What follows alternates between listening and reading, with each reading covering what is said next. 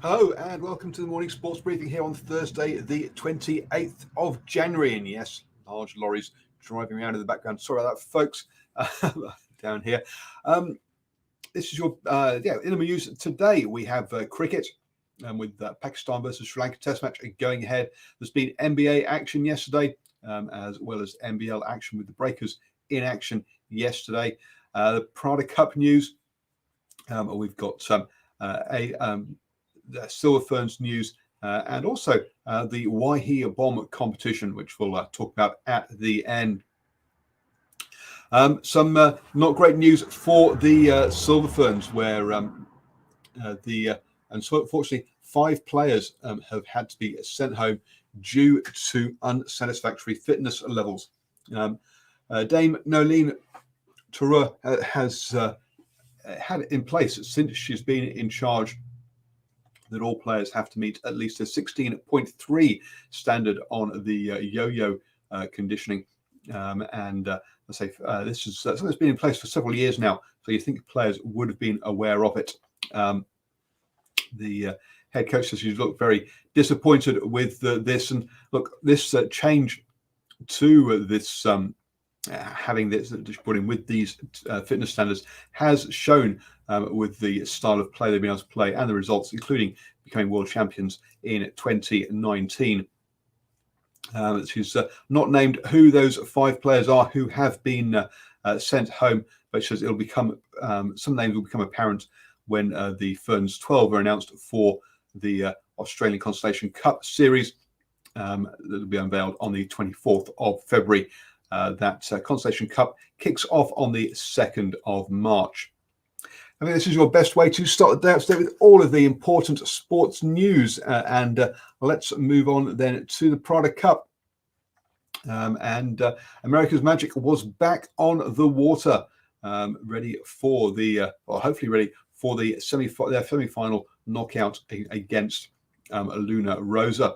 They were sporting a logo on the side with looked like 2 elastoplasts across each other, with saying sort of thank you to the other syndicates for helping them out and get their boat back on the water. So great to see them back out there, and let's hope that they can compete in that the semi-finals that kick off this weekend. Over in the NBL, and yes, the Breakers were in action against the 36ers yesterday. Unfortunately, they fell behind in the first quarter, 21-14, and never really managed to claw their way back into it. The Breakers were led by Finn Delaney with 19 points, and Colton Iverson came off the bench for a double-double with 10 rebounds and 12 points there. Corey Webster also came off the bench and scored 17 points. For the 36ers, though, all of their starters got into double figures, so it shows you the difference there. And that was the with Isaac Humphries with 21 points leading the way, and Josh Gidley with a double-double, 10 rebounds and 13 points for him. So 36ers taking that one out. That means the 36ers are up to 4th in the table with a 3-2 record. The Breakers currently sit bottom with the only team without a win so far. Today sees the Taipans take on the Hawks, and that's at 9:30 p.m. Taipan second from bottom and the Hawks top of the table. So you've got to say Hawks going into that one as big favourites. Over in the NBA, and just 3 games yesterday, the Hawks beat the Clippers, upset the Clippers. The Jazz beat that was 108-99. The Jazz beat the Knicks 108-94, and the Rockets beat the Wizards 107-88. Very similar scores there. That means in the Western Conference, the Jazz keep up the pressure on the Lakers at the top of the table, but the Clippers, with that loss, fall back slightly. The Jazz in second and the Clippers in third there, for chasing the Lakers. Nothing significant over on the Eastern Conference, where the 76ers still lead the Celtics, the Bucks, and the Pacers. Today has a whole host of games with 12 games going off in the NBA. Don't forget to stick around. We'll bring you the important scores tomorrow morning on the morning sports briefing here at 7 a.m. The Pelicans will be taking on the Wizards, and that's at 3 p.m.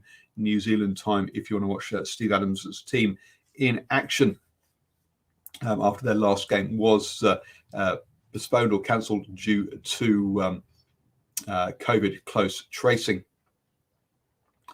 Moving on to the cricket then, and in the first test between South Africa and Pakistan batted through the day to score 305 for 9 after what was a really disappointing start for them. They were 4 for 27 at one point until Azhar Ali and Fawad Alam came together.